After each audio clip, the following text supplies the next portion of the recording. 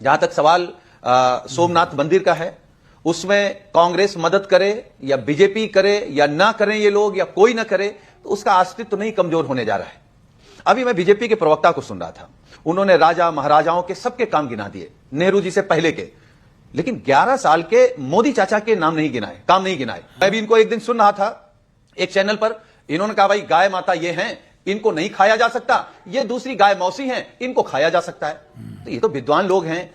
तो जो उत्तराखंड में बीजेपी के एक महिला मंडल अध्यक्ष थी, उसने थूक करके कहा कि ऐसी भाजपा पर हम थूकते हैं जो एक बेटी की सुरक्षा नहीं कर पाई और उसके हैवानों को बचा रही है।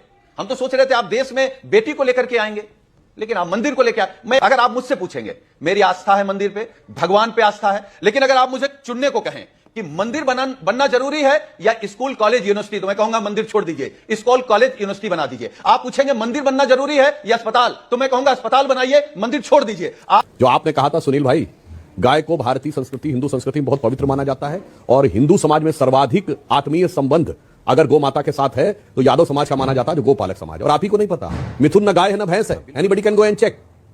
अब आप भी इसमें, और आपके नेता तो अद्भुत हैं, जिन्होंने कहा था कि गौशाला में बदबू आती है, याद है ना, और हम तो खुशबू की तरफ जाते हैं। तो उन्हीं के लिए जो मैंने पार्लियामेंट में बोला था, फिर आपको अर्पित कर देना चाहता हूं कि श्री रामचंद्र कह गए, सिया से ऐसा कलयुग आएगा, गोपालक श्री यदुवर कुल में ऐसा नेता आएगा जिसे बकरे कटने में खुशबू मिलेगी, गो माता में बदबू पाएगा। अब आइए दूसरी बात, आपने कहा किसी महिला की इज्जत की बात, तो मैं विनम्रता से कहना चाहता हूं, अखिलेश जी की पत्नी के बारे में अपमानजनक अभद्र टिप्पणी करने वाले पे चू नहीं बोला गया, क्योंकि बोलने वाला मौलाना था।